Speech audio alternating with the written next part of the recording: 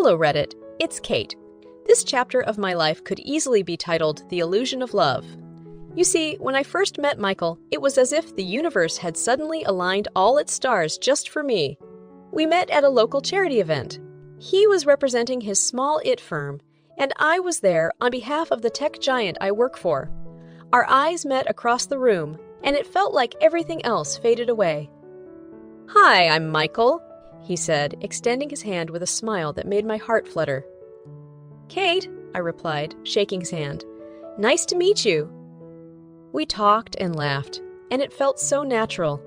Michael was well-spoken, charming, and had a sense of humor that matched mine. By the end of the night, we had exchanged numbers and even planned for a coffee catch-up later that week. Our dating period was, for the most part, a dream. Michael seemed like everything I had ever wanted. He listened to me, made me laugh, and most importantly, he made me feel loved. When he proposed, it was magical. Candles, roses, the whole shebang. I couldn't say yes fast enough. But here's where the first signs of trouble began to surface. Planning the wedding was stressful, but what wedding isn't, right? My job was demanding, and so was Michael's, but I was the one making most of the arrangements, given my penchant for planning and a better financial standing. "Are you sure about this venue? It's a bit pricey," Michael would say, scrutinizing the brochure for one of the potential venues. "We can afford it," I'd assure him, leaning on we even though my salary was carrying most of the weight. Besides, we deserve a perfect day. Michael would nod, but never seemed quite as enthusiastic as I was. I should have recognized it then, the lukewarm agreement, the hesitant nods. But love has a funny way of painting red flags as mere quirks, doesn't it? Fast forward to the wedding day. My family was there, so were my friends, all laughing and enjoying themselves. The hall looked magical, just like I had imagined it would be. I felt like a princess, waiting for her prince.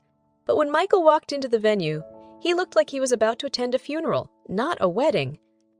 "Is everything okay?" I asked him, trying to search his eyes for an answer as we stood at the altar. "Yeah, just wedding jitters," he mumbled, avoiding eye contact. I wanted to dig deeper, to ask him what was really going on, but then the music started, our cue to start walking down the aisle. And just like that, the moment passed, swallowed by the ceremony, the I doze, and the celebration that followed. Everyone said it was a fantastic wedding, but the man who was supposed to be the most excited about it seemed like he was somewhere far away, lost in a sea of thoughts I couldn't navigate. So that's chapter 1, my friends. If I had paid attention, I would have seen that my fairy tale was setting itself up to be a nightmare, but I didn't, and the worst was yet to come. After the wedding, life seemed to fall into a new but predictable rhythm. We moved into my house, a cozy 2-bedroom property that I had bought before we got married. I had always imagined it as our forever home, a place where we'd make endless memories and perhaps even raise a family. The first few weeks were smooth sailing. We were both busy with work, but we made it a point to have dinner together every night. It was during one of these dinners that I began noticing subtle changes in Michael's behavior. "You seem a little distant lately," I ventured one evening, breaking the silence that had fallen over our dinner table. "Is everything okay at work?" Michael looked up from his plate, as if surprised that I had noticed. "Work's fine. Just a lot going on, you know." I wanted to press further, but chose to let it go for the time being. "Well, if you ever want to talk, you know I'm here," I said, offering a smile. Michael returned the smile, albeit weakly, and we moved on to other topics. But the distance between us kept growing, a widening gap that no amount of conversation seemed to bridge. It was as if we were living parallel lives under the same roof, close yet never intersecting. Then came the day that should have been a joyous occasion for both of us. I found out I was pregnant. My heart was pounding with excitement as I bought a little baby onesie to surprise Michael. I wrapped it up and handed it to him when he got home. "I have something for you," I said, trying to read his face as he unwrapped the small package. When he saw the onesie, his face turned an unreadable shade. "Wow, this is unexpected," he finally said. "We're going to have a baby, Michael. Isn't that amazing?" I could barely contain my enthusiasm. He paused, choosing his words carefully. "Are you sure we're ready for this, Kate? A baby is a big responsibility." I was stunned. This wasn't the reaction I had expected or hoped for. "Well, we're married. We love each other, and I always thought we wanted a family," I replied, a lump forming in my throat. Of course. It's a lot to take in, he said, avoiding eye contact once again. I went to bed that night with a sinking feeling in my stomach. What was supposed to be a new chapter in our love story was turning out to be a point of contention. A cloud of uncertainty hung over us, and it was getting heavier with each passing day. The man I had married was slowly becoming a stranger, his aloofness turning into a wall I couldn't scale. Our conversations became increasingly superficial, our interactions strained. It felt like our honeymoon period was not just over. It had been unceremoniously ripped away, leaving behind a harsh reality I was not prepared to face. This, dear Reddit, marks the end of Chapter 2 in my tale. Little did I know, the cracks in our relationship were about to turn into chasms, and my life was headed for a tailspin that I couldn't have imagined even in my wildest nightmares. In the weeks that followed my pregnancy announcement, the atmosphere in our home became increasingly tense. Michael had always been a bit of a night owl, often staying up late, working or playing video games. But his late-night sessions started extending further into the night, and sometimes he wouldn't come to bed until I was getting up for work. Michael, it's 3 a.m. Are you planning to come to bed anytime soon? I remember asking one night after waking up to find the bed beside me still empty. I lost track of time. I have some work to catch up on, he replied, not lifting his eyes from his laptop. This was starting to become a pattern. Michael's late nights turned into late arrivals back home. Sometimes he'd stumble in, visibly drunk, and head straight to bed, ignoring my questions and concerns. It was around this time that I stumbled upon it, the stash. I was cleaning the kitchen, something Michael had promised to help with but never did. As I reached the top shelf of one of the cabinets to put away a cereal box, my hand brushed against something hidden at the back. Pulling it forward, I found a small bag of white powder and a few pills. Drugs. My heart sank to my stomach. When Michael walked in later that evening, I confronted him immediately. Michael, what is this? I held up the bag, my hands trembling. Why are there drugs in our kitchen? He looked at me, his eyes narrowing. Why were you snooping around? That's none of your business, Kate. None of my business. We're supposed to be a team, a family. How can you say it's none of my business? You don't get it, he snapped, snatching the bag from my hands and stashing it back where I had found it. You never do. Stop meddling in things you don't understand. I stood there, stunned. This was not the man I had married. This was a stranger, hiding secrets and now yelling at me for finding them. The drugs were just the tip of the iceberg, the first concrete evidence of the chasm that had grown between us. We had reached a point where there was no more pretending, no more brushing things under the rug. The facade had cracked, and what lay behind it was a harsh reality that I couldn't ignore any longer. If finding out about the drugs had shocked me, Michael's reaction had terrified me. Gone was the charming man I had fallen in love with, replaced by someone cold, distant, and increasingly volatile. The home that I had envisioned as a sanctuary for our love and future family had turned into a battleground, a place where every interaction was fraught with tension and suspicion. And so ends Chapter 3 of my story, a chapter that brought to light the cracks not just in my marriage, but also in the man I had chosen to share my life with. The worst part, things were about to get even darker. And Reddit! That's where the tale turns from unfortunate to downright harrowing. But I'll save that for the next chapter. As my pregnancy progressed, so did the tension between Michael and me.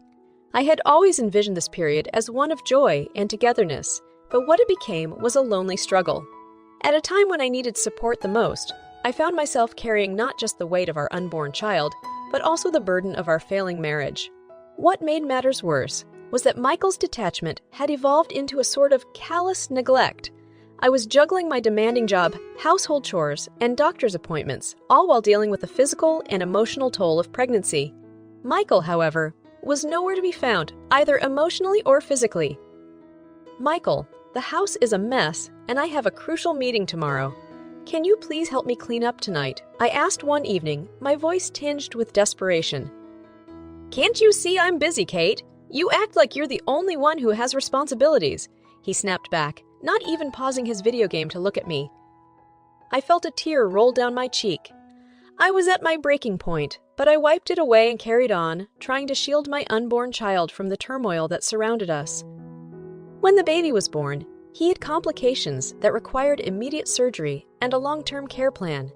It was the most terrifying moment of my life, holding my tiny baby for just a few seconds before he was whisked away to the neonatal intensive care unit. "Michael, our son needs us right now. He's going to have surgery, and I can't go through this alone," I said through a haze of tears and exhaustion.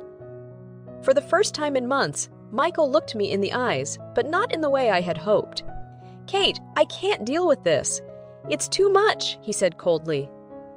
"Too much, too much. Our son is fighting for his life. How can you be so selfish?"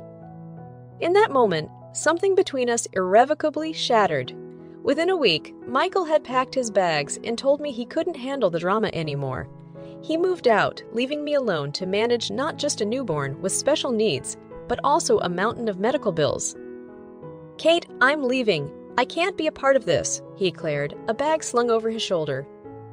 "You're abandoning your family when we need you the most," I responded, holding back sobs. "Is this who you truly are, Michael?" "Maybe it is," he said, before walking out the door, leaving me and our newborn son alone in the house I had once thought would be filled with love and laughter. The breaking point had arrived. I couldn't go lower than this, but in that abyss, I found the will to climb back. I filed for divorce and began restructuring my life to care for my son and myself. I also took a deep breath and made a phone call, one that would not only protect my son and me, but would also serve justice where it was due. And that, dear Reddit, is where Chapter 4 concludes, at a point where everything I believed and loved came crashing down. The institution of marriage, the ideal of a family, the man I had vowed to spend my life with, all broken. But in that brokenness, I found the shards with which I would build a new life, a life that didn't involve lies, deceit, or cowardice. And I hadn't forgotten about that little bag I had found in the kitchen cabinet. Oh no, that would play a significant role in the next chapter of this tale. But let's save that for later, shall we? Living with my parents while caring for a newborn with special needs was exhausting, both emotionally and physically. Yet every time I looked into my son's eyes, I found a renewed sense of purpose. I was all he had, and I had to be strong for both of us. My parents were incredibly supportive, helping me navigate the minefield of doctor's appointments and late-night feedings. One evening, I sat down at the kitchen table with a cup of tea, my thoughts drifting back to the mess Michael had left behind. The memory of that little bag I'd found months ago still haunted me. There it was, an opportunity to turn the tables. My conscience wrestled with the idea. Could I actually do it? Could I actually do it? Could I take that final step to sever the tie that still bound Michael to us, however tenuously? My mother noticed my distant look. "You okay, honey?" "I have a decision to make, Mom. A tough one," I confessed. "If it's the right thing to do, you'll find the strength to do it," she said, as if reading my internal struggle. That settled it. The next day, I called the police and informed them about the drugs I had found in my house while Michael was living there. They acted swiftly, obtaining a search warrant and finding not only the stash I had discovered, but also a larger quantity hidden elsewhere. Within hours, Michael was arrested. "Do you understand why you're being arrested?" The officer asked him as I watched from a distance. "It's Kate, isn't it?" Michael shot me a glare filled with contempt. "You did this."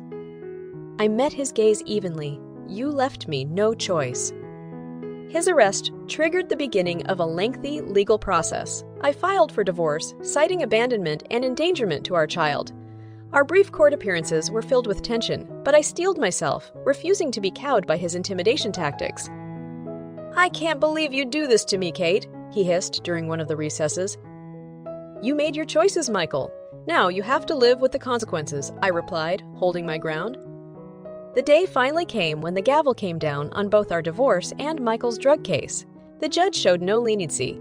Michael was sentenced to 10 years in prison for drug possession. As for the divorce, custody wasn't even a question. I was granted full custody of our son, along with a protective order against Michael. The moment was bittersweet. I had won, but it was a hollow victory. There was no joy in seeing the father of my child being led away in handcuffs, but there was relief. A burden lifted from my shoulders, freeing me to focus on the bright future that my son and I deserved. In that courtroom, I took back control of my life. I couldn't change the past, but I could shape the future, and for the first time in a long time, that future looked promising. Thus closes Chapter 5, the chapter where I turned the tables and reclaimed not just my life, but also a sense of self. I had come out the other side stronger and more resilient, equipped to face the challenges that lay ahead. But, dear Reddit, the story doesn't end here. There's one more chapter to this tale, one that explores the aftermath of this tumultuous journey and the lessons it taught me. But we'll get to that next time. Life post, divorce and post-trial was a series of adjustments. Living at my parents' house was a godsend, but it was also a reminder that my life had veered off the expected path. It was humbling, but it also gave me a unique vantage point to rebuild my life, brick by brick. I found a new job that was more flexible, allowing me to work from home and take care of my son, who continued to grow stronger every day. With therapy and medical care, he was making progress, and his laughter filled the house with a joy that drowned out the shadows of the past. I often found myself contemplating the turn of events. A part of me felt guilty for having Michael arrested and incarcerated. However, another part of me, a growing part, recognized that justice had been served. "It seems you're doing a lot better these days," my father observed one evening as we sat down to dinner. "I am, Dad. For the first time in a long time, I feel like I can breathe," I replied, feeding a spoonful of mashed carrots to my giggling son. "You did what you had to do, Kate. Never apologize for standing up for yourself and your son," he affirmed, a sense of pride lighting up his eyes. And he was right. A couple of years ago, the idea of reporting Michael to the police would have seemed unthinkable. But the person I was back then is not the person I am today. Life has a way of presenting us with circumstances that compel us to make hard choices, choices that change the course of our lives and shape us into the individuals we become. About a year after the trial, I received a letter in the mail. It was from Michael, written on a crumpled piece of prison stationery. "Kate, I've had a lot of time to think. I realize I messed up, but I can't help but feel you ruined my life," it read. I pondered over his words, the ink a tangible manifestation of his bitterness. I felt compelled to respond. "Michael, life is a series of choices, each with its own set of consequences. I didn't ruin your life. Your decisions did," I wrote back, finally closing that chapter for good. So here we are, at the end of Chapter 6, a chapter I've aptly titled Justice Served. I learned that justice is not just about punitive measures. It's about reclaiming one's autonomy, reestablishing moral balance, and most importantly, ensuring a safer, healthier environment for those we love. I took the measures I did not just for myself, but for the well-being of our son. In the years to come, when he asks about his father, I'll choose my words carefully. I'll tell him that people make mistakes, some graver than others, and while those mistakes do define us, they also provide opportunities for redemption. My life is far from the perfect image I once had in mind, but it is real, filled with challenges but also immense love and joy. There's a certain peace in knowing that I stood up for what's right, for myself and for my son. Justice has been served and the scales, once so imbalanced, have been righted. And that, dear Reddit, is the end of this chapter and the close of this tumultuous, enlightening, heartbreaking yet empowering saga. Thank you for listening to my story, and I hope it serves as a lesson that no matter how dark things get, there's always a way out, always an opportunity to turn the tables and demand the